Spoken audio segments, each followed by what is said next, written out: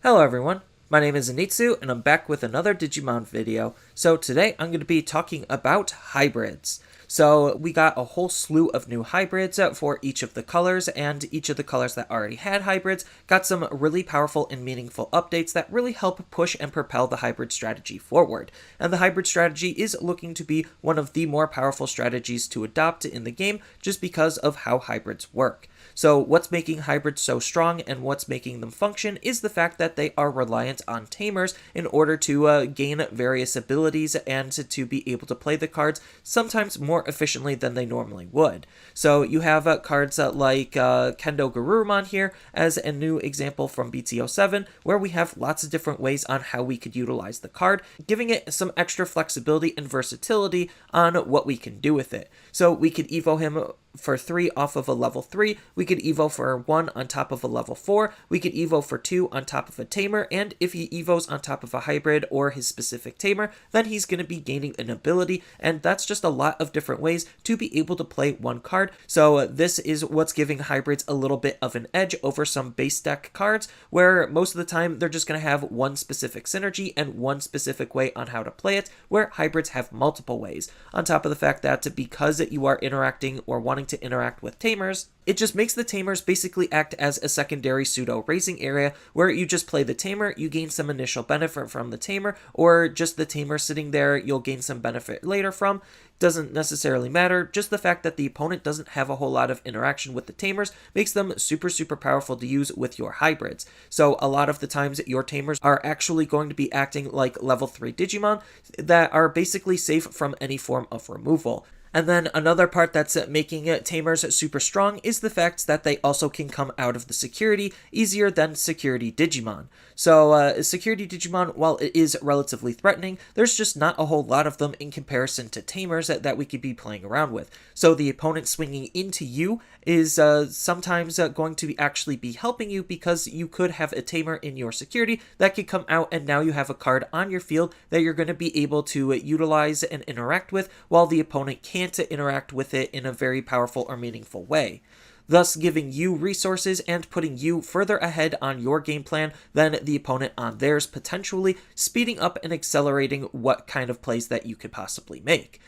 And while on the topic of speed, hybrids are actually some of the faster decks to use in the game, just because they have lots of good consistency tools to fall back and rely on. Not all of them do have consistency tools, but the majority of them do have ways to dig out their Digimon and or tamers that they're wanting to utilize. So we have a card as an example like here with Strabimon, where we get to utilize this card to be able to look for our hybrids and our blue tamers, which is what the deck is trying to do in terms of being able to find its parts and pieces to play its deck more consistently. A lot of the other decks, while they do have a dedicated digger, hybrids have a special dedicated digger to help them search out their parts and pieces in the form of Bokumon, which is also helping accelerate their game plan, which is something a lot of other decks that aren't playing hybrids don't necessarily have access to, is the ability to speed up their game plan with a digger that's going to be sitting on the field. Now, the big thing to note is because Bokumon is white, he could fit into almost any deck that you want to play him in, even though he can't digivolve. That's not necessarily a problem for hybrids because, well, they're playing lots of tamers, and again,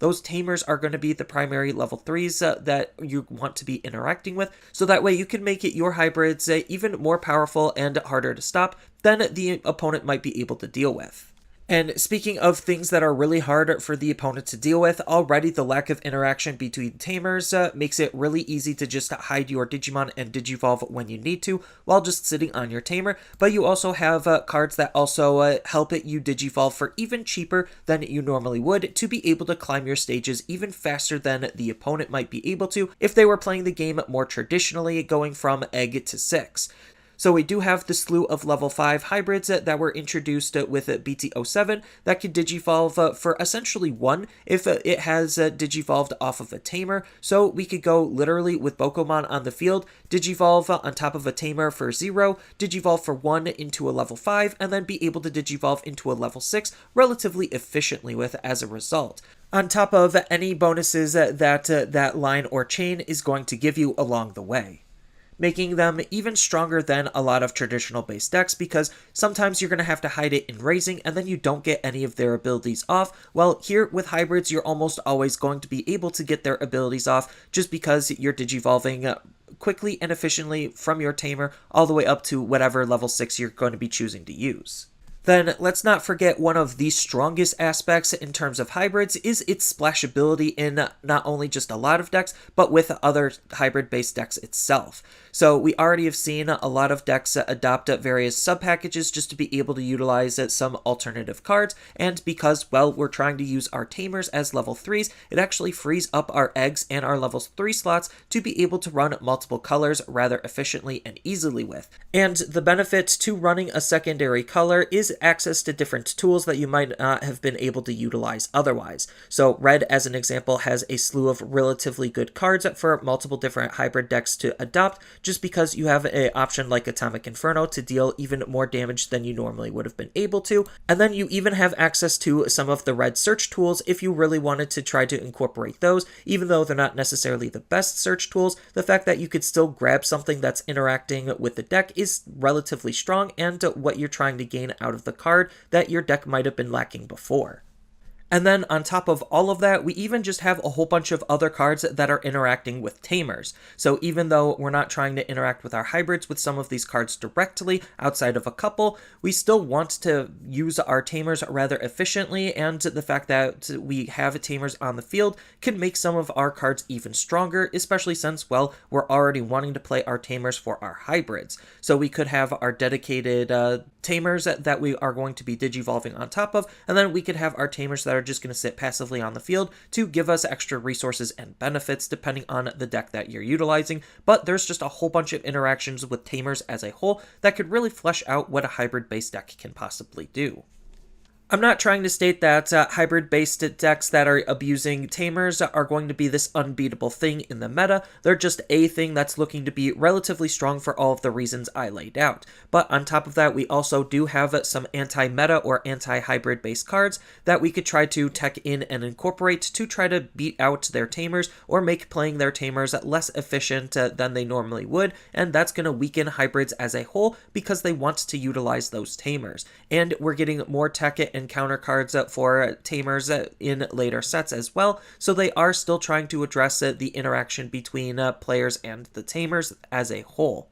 But as of right now, hybrids are still looking to be relatively strong just because we don't necessarily have all of those counter techs and tools. And later on, we probably are also going to see more hybrid support come later just because we don't necessarily have at least one of all of the different hybrid-based Digimons that are currently in the Digimon ecosystem. On top of all of the 10 warriors, we're still missing a couple of those as well, leaving the door open for hybrids to come back in some capacity. Unfortunately, it looks like Black got the short end of the stick again when it came to hybrid-based support. So Black has some really good tamers, don't get me wrong, it's just they really didn't get any hybrids for them to actually utilize those tamers in meaningful ways, let alone any characters that are specifically interacting with hybrids for Black to be utilizing. So Black hybrids just kind of doesn't exist, and we're lucky enough to even see some Black hybrids at all, considering Black is a more archetype-based deck, and they try to support those archetypes that Black is centered around more than just give them some generic tools, but it is nice that they are still getting some hybrids to be playing around with, and as I stated before, in the future, when hybrids come back in some capacity, maybe Black will get the majority of those hybrids so it can actually have a well fleshed out hybrid-based deck that all of the other colors have. But I do think hybrids are going to stick around for quite a while just because the more powerful tamers we get, it means that we have more powerful options for our hybrids to utilize. And like I stated before, we still have the door open for more hybrids to possibly enter into the game and make it hybrids even stronger than they normally were. But hybrids are going to stick around mostly because of the reasons why I listed. There's just not a whole lot of interaction between player and tamer to be able to respond to the hybrid, and the hybrids still move relatively quickly, even though in the future we know that there's going to be other decks that are going to move just as quickly and have just as much powerful tools as what hybrids currently have. But that doesn't necessarily make hybrids any weaker, it just makes hybrids a really good option of a deck to play, and with all of the different diversity in terms of how we could play hybrids as a whole, makes hybrids really fun and interesting to be playing around with. So that's all I really have for this video. As always, feel free to tell me your thoughts down in the comments below, and down in the description below are a couple of different ways you could support me and the channel. So I do have a TCG Player affiliate link, so when you use that link to buy cards off of TCG Player, then some of that money will go to supporting me and the channel. I also do make and sell playmats over on Overcard Gamers on Facebook, so when you buy a playmat with my design, then some of that money will also go to help supporting me and the channel. And on top of all of that, I do have a Twitch account over on twitch.tv/Zenitsu, so giving me a follow and a subscription also helps support me there, and I do play Digimon on top of various other games on that platform as well. So thank you everyone for watching, and as always, don't forget to like, share, and subscribe for more content, and I'll see you in the next video.